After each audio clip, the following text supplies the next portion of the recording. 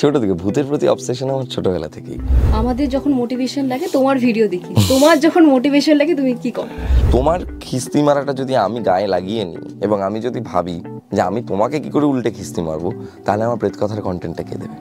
ভারতবর্ষ গোটা পৃথিবীর বুকে যত প্রেতকথার শ্রোতা রয়েছেন তারা সকলে আমাকে খুব কংগ্রাচুলেট করেছেন। এরকম তখন তো আমার রেজিস্ট্রি বিয়ে অ্যাকচুয়ালি সামনে আসছে। আমার যখন ব্যক্তিগত জীবনে থাকি তখন আমি একটু ভাবতে ভালোবাসি, তখন আমি সবসময় মাথার মধ্যে কিছু চলতে থাকে, এনজয় করতে ভালোবাসি খুব, বন্ধু বান্ধবদের সঙ্গে, ভাইদের সঙ্গে।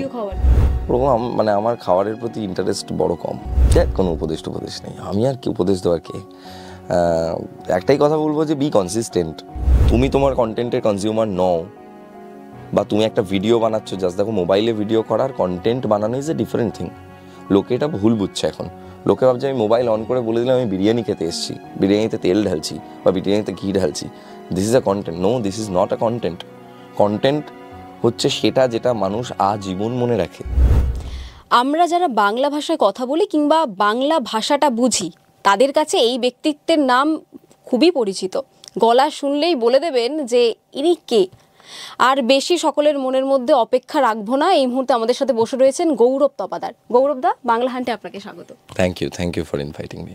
ভালো আছি, একটু গলাটা খারাপ রয়েছে এই সময়, তাই জন্য বললাম যে গান গাইতে পারবো না একদমই। সামনে জন্মদিন ছিল, কেমন কেটে? জন্মদিন গতকাল আমার জন্মদিন ছিল 13 ডিসেম্বর, প্লাস তার আগে প্রেতকথা এক্সপ্রেস করেছি। প্রচণ্ড ঠান্ডা, মানে 10 ডিগ্রি সেন্টিগ্রেডের মধ্যে রাত 10টায় আমি পাহাড়ে পারফর্ম করছি। ঠান্ডায় মানে রিরি করে কাঁপছি, হাওয়া দিচ্ছে, কোনো জ্যাকেট মানে কোনো কিছু মানে আটকাতে পারছে না, তাতে গলাও খারাপ হয়েছে। প্লাস গলাটার উপর দিয়ে কদিন ধরে একটু অত্যাচার চলছে। তো ভালো আছি, একটু গলা খারাপ আছে। কন্টেন্ট ক্রিয়েটর হওয়ার ইচ্ছে কবে থেকে হলো? দেখো, ইচ্ছে কিছু ছিল না আমার। বরাবর ইচ্ছে ছিল যে আমি স্কুলে যখন আমি প্রথমে, আমার ইচ্ছে ছিল মানে ঐতিহাসিক হওয়ার। এটা শুনে সবাই খুব হাসে। তো মানে আমি হিস্ট্রিতে খুব ভালো ছিলাম। তো আফটার দ্যাট আমি বিদেশি ব্যান্ডের গান শুনি প্রচুর, এবং সেই সময় আমাদের বাংলার ব্যান্ডসগুলোকে শুনি। এবং আমি যেহেতু নাকতলা স্কুলে পড়তাম, আমাদের নাকতলা স্কুলের আশেপাশে নাকতলা মেটাল পল্লী খুব পরিচিত জায়গা। মানে যারা বাংলা ব্যান্ড মিউজিকের সঙ্গে জড়িত তারা খুব ভালোভাবে জানে যে নাকতলা মেটাল পল্লী বা নাকতলার ছেলেরা মেটাল মিউজিককে বাংলাতে অনেকটা এগিয়ে নিয়ে গেছে। আমি ওই স্কুলে পড়তাম, ওরকম সব দাদা বন্ধু বান্ধবদের পেয়েছি, গান বাজনার প্রতি ইন্টারেস্ট এসছে। এবং তখন আমার জীবনের উদ্দেশ্য ছিল আমি স্টার হব একদিন এবং কাজ করব, গান বানাবো। তারপর দেখো একটা প্ল্যাটফর্ম আসে ইউটিউব, মানে আমি জানতে পারি ইউটিউবের সম্বন্ধে। এবং আমি যেই সময় ইউটিউব স্টার্ট করি সেই সময়টা অনেক প্রথম দিক, অনেক আগে। তুমি 2017 সালেও আমার কন্টেন্ট পাবে ইউটিউবে, বাট সেগুলো অন্যরকম গানের। তো কন্টেন্ট ক্রিয়েশন এগুলো কোনো ইচ্ছে ছিল না তখন। কন্টেন্ট ক্রিয়েটার কেউ হতেও চাইতো না, কারণ কন্টেন্ট ক্রিয়েটার বলে আলাদা যেই পেশাটা, যেটা আজকের দিনে আমরা দেখছি, সেই পেশাটাই তো ছিল না। এই মানুষগুলোই তো আমরা কেউ ছিলাম না। তো জাস্ট করতে করতে হয়ে গেছে। এই যে মোটিভেশনাল স্পিকার গৌরব, তারপর প্রেত কথার গৌরব, কোনটাকে তুমি আগে রাখবে? কাউকেই আগে রাখবো না, তার কারণ হচ্ছে উভয়ই আমি। এবং এই আমার যে সবই আমার ভাবনা। প্রেত কথার গৌরব আমার একটা ভাবনা, আর মোটিভেশনাল স্পিকার গৌরব এও একজন ভাবনা। তো আগে কাউকেই রাখতে পারবো না। এই যে একেবারে শুরুর দিকটার কথা বলছি, যখন একেবারে কন্টেন্ট ক্রিয়েটার হওয়া শুরু করলে, ভিডিও আপলোড করছো, আস্তে আস্তে জনপ্রিয় হয়ে উঠছো তুমি, তার আগে পরিবার কিংবা যারা একদম কাছের মানুষ, বন্ধু বান্ধব, তাদের থেকে কতটা সাপোর্ট পেয়েছো? আরে ফাটাফাটি সাপোর্ট পেয়েছি। আমি সবসময় খুব ভালো ভালো মানুষজনকে পেয়েছি আমার আশেপাশে। আমার ছোটোবেলার বন্ধু বান্ধব যারা, তারা আমায় সবসময় সাপোর্ট করেছে। তারা, আমি যখন স্কুলে গান গাইতাম বা গল্প বলতাম, তারা সবসময় অডিয়েন্স থাকতো। আমার প্রচুর ভাইরা আছে যারা কিনা হচ্ছে আমি কিচ্ছু ছিলাম না, আমাকে কেউ চিনতো না, সেই সময় তারা, আমি যত ব্যান্ডের কম্পিটিশনে যেতাম, তারা ব্যান্ডের কম্পিটিশনগুলো দেখতে যেত, স্কুল কলেজ কামাই করে কাট মেরে তারা আমার প্রোগ্রাম দেখতে যেত। এবং প্রচুর প্রোগ্রামে আমরা কম্পিটিশনে ফার্স্ট হয়েছি। তারপর আমার ফ্যামিলি, দে সাপোর্টেড মি, মানে টু মাচ, মানে প্রচণ্ড সাপোর্ট করেছে। তো আমি এই দিক থেকে খুব লাকি। স্ট্রাগল হয়তো করতে হয়েছে, ফিনান্সিয়াল দিক থেকে প্রচুর স্ট্রাগল করতে হয়েছে, কিন্তু মানসিক দিক থেকে কখনো স্ট্রাগল করতে হয়নি, প্রচুর ভালো মানুষ পেয়েছি বলে। এই যে ভূতের প্রতি একটা অবসেশন রয়েছে তোমার, কবে থেকে, কেন? ছোট থেকে ভূতের প্রতি অবসেশন আমার ছোটবেলা থেকেই। কারণ যা আনসিন, অজানাকে জানবার, অদেখাকে দেখবার, আর অচেনাকে চেনবার ইচ্ছে মানুষের চিরকালের। ইতিহাস বইয়ের সেই প্রথম কথাটা মনে আছে, ছোটবেলায় আমরা সবাই পড়েছি। তো কোথাও দাঁড়িয়ে ওটা তো আমাদের সবার জন্যই খাটে। আমার জন্য খেটেছে ভূতের মাধ্যমে। সায়ক স্যার বলে আমার কম্পিউটার স্যার আছেন, উনি ছোটবেলা থেকে আমাকে পড়াতেন। উনি আমাকে প্রচুর ভূতের গল্প শোনাতেন এবং প্রচুর ঘটনা শোনাতেন সত্যিকারের। সেই সময় আমার মধ্যে ভূতের ঘটনা বলার একটা প্রবণতা তৈরি হয়, যে আমি গল্প বলবো মানুষকে বা ঘটনা শোনাবো। তো মোটামুটি ধরো একটু জ্ঞান বোধ আসার পর থেকেই, ক্লাস 5-6 থেকেই আমি কিন্তু গল্প বলি। মানে গল্প বলাটা আমার কাজ ছোটবেলা থেকে। মানে আমি ট্রেন্ডই হয়েছি এটার জন্য হয়তো, গল্প বলার জন্য। হ্যাঁ, আমাকে আমার স্যাররা ট্রেন করেছে, আমাকে আমার বাড়ির লোকেরা ট্রেন করেছে, মা প্রচুর গল্প শুনিয়েছে ছোট থেকে। আর ভারতবর্ষ, পশ্চিমবঙ্গ, আমরা তো গল্পের দেশ, তো আমাদের তো প্রচুর গল্প চারিদিকে। তোমরাও স্টোরি কভার করো, রাইট? তো স্টোরিজ আমরা কভার করি সব সময়। তো এই ইন্টারেস্ট আমার ছোট্টবেলা থেকে, এটা আমার মানে রন্ধ্রে রন্ধ্রে রয়েছে। প্রেত কথার জন্ম কিভাবে হলো? প্রেত কথার জন্ম, তখন আমি মোটিভেশনাল ভিডিওস বানাচ্ছি। প্রেত কথার জন্ম বলতে গেলে অনেক পুরনো সময় ফিরে যেতে হয়, যেই সময়টায় ধরো আমি স্যারের কাছে পড়তে যেতাম, সায়ক স্যারের কাছে। স্যার আমাকে ঘটনা বলতো এটা কিন্তু সত্যিকারের ঘটনা। আমার মনে হয় সেই দিনই প্রেত কথার জন্ম। তার পরবর্তীকালে যখন আমি মোটিভেশনাল ভিডিওস বানাই এবং আমার প্রায় 3 লাখ সাবস্ক্রাইবার হয়ে যায়, সেই সময় আমি ভাবি আমাকে এমন কিছু করতে হবে যেটা সারা জীবন মানুষ শুনবে। কারণ মোটিভেশন এক সময় গিয়ে হয়তো মানুষের, ধরো তুমি একটা বাজে ফেজ দিয়ে যাচ্ছ, তোমার এই ফেজটা কেটে গেল, তুমি কিন্তু তারপর আর মোটিভেশনাল ভিডিও দেখো না, তুমি কিন্তু তখন অন্য ভিডিও দেখো। আবার যখন তোমার ব্যাড ফেজ আসে তখন তুমি হয়তো দেখো।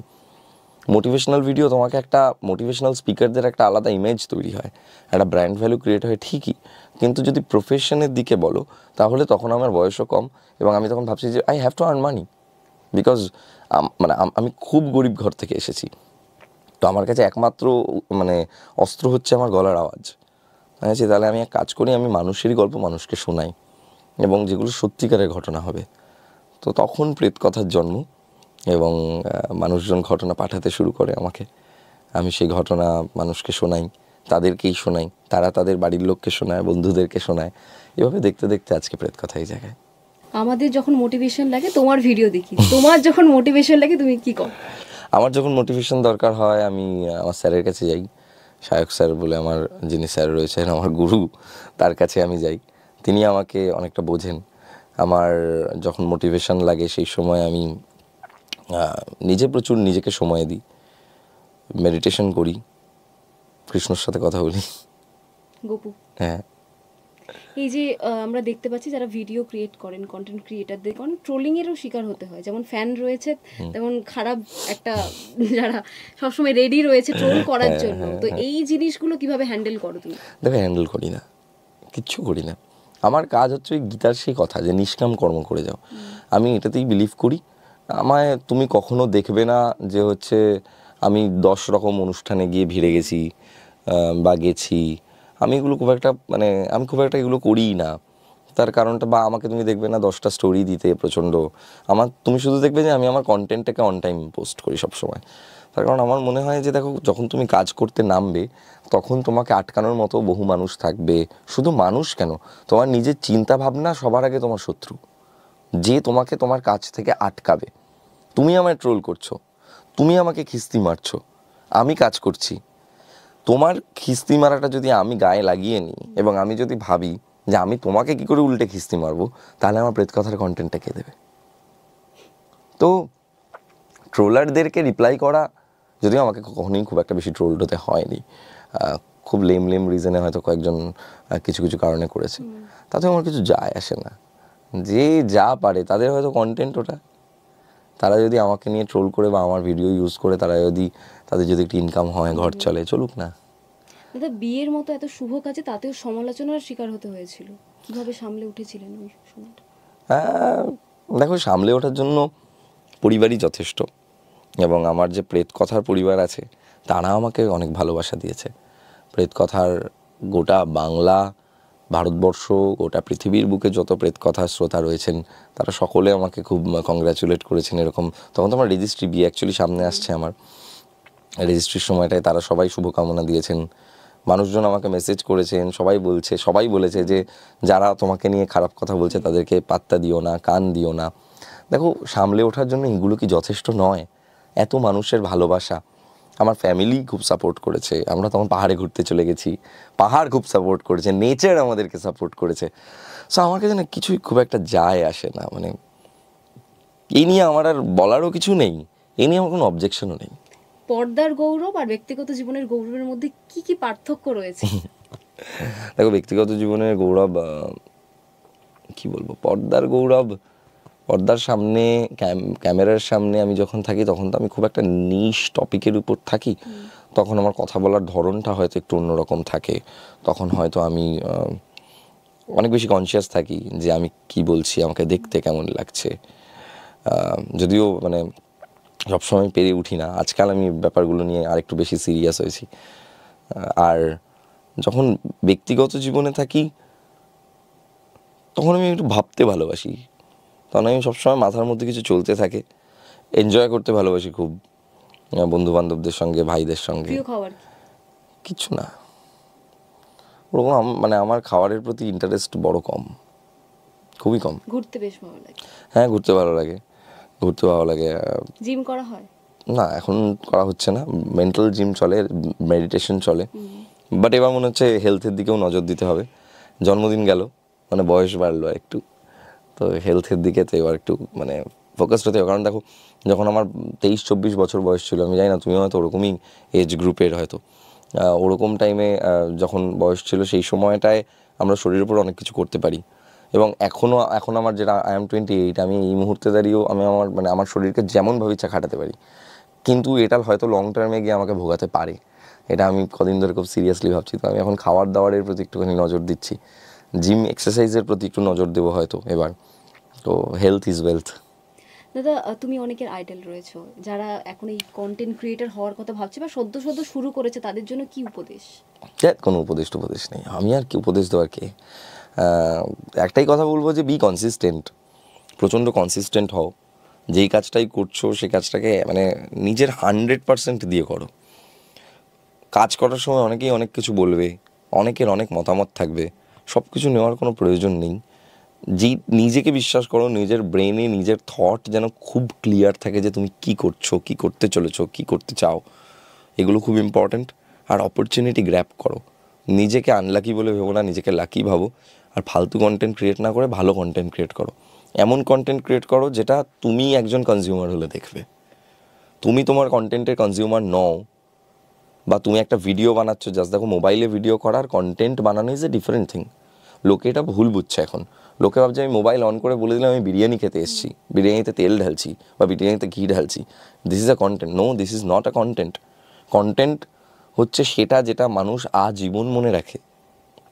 আজকে আমার সাথে মানুষের যখন দেখা হয়, তুমিও আমাকে বলছো তোমার মোটিভেশনাল ভিডিওস শুনে আমার এরকম প্যান্ডেমিকের টাইমটা আমার কেটেছে, মানে তোমার জীবনে আমার একটা ইম্প্যাক্ট আছে, তোমার জীবনে আমি একটা ইম্প্যাক্ট ফেলেছি, বা প্রচুর লোকজন যারা আমাকে শুনেছে সেই সময় তাদের হয়তো কোনো প্রবলেম সলভ হয়েছে, তারা সেই ভিডিওটা আজও হয়তো দেখে। বা প্রেতকথার শিমুল পাগলি সিরিজ বলো, বা প্রেতকথার প্রচুর এপিসোড, 400 নম্বর এপিসোড, 300 নম্বর এপিসোড, এক একটা এপিসোড মানুষ 2বার 3বার 4বার করে শোনে, 1 বছর বাদে গিয়েও তারা 1 বছর পুরনো এপিসোড শোনে। তো আমার মনে হয় যে difference between a video and a content is this, যে একটা কন্টেন্ট সেটাই, একটা সিনেমা শাহরুখ খানের তুমি 5 বছর 10 বছর আগের সিনেমাও আজও দেখো এবং তোমার মধ্যে ইম্প্যাক্ট তৈরি হয়। তো এইটা কন্টেন্ট। ওটা নয় যে আমি চলে এলাম, একটা ডিম ভাজা বিক্রি হচ্ছে, ও এটা এই হচ্ছে ওই হচ্ছে, এগুলো সব দুদিনের। 2 বছর বাদে তুমি হারিয়ে যাবে, কারণ এই যে কাজটা আমরা করছি এই কাজটা একদমই সাস্টেনেবল নয়। Entertainment industry is not sustainable. এখানে তোমাকে সব সময় নিজেকে শৃঙ্খলার মধ্যে রাখতে হবে। ধন্যবাদ। থ্যাংক ইউ, থ্যাঙ্কস আ লট, অনেক জ্ঞান দিয়ে দিয়েছি। বাংলা হান্ট সোশ্যাল সামিট 2024 আগামী 22 ডিসেম্বর কলকাতা মিউজিয়ামে অনুষ্ঠিত হতে চলেছে। সহযোগিতায় মিনিস্ট্রি অফ কালচার, ভারত সরকার। কে পাবে সেরা সম্মান? দেখতে নজর রাখুন বাংলা হান্ট ওয়েবসাইট, ফেসবুক ও ইউটিউব পেজে।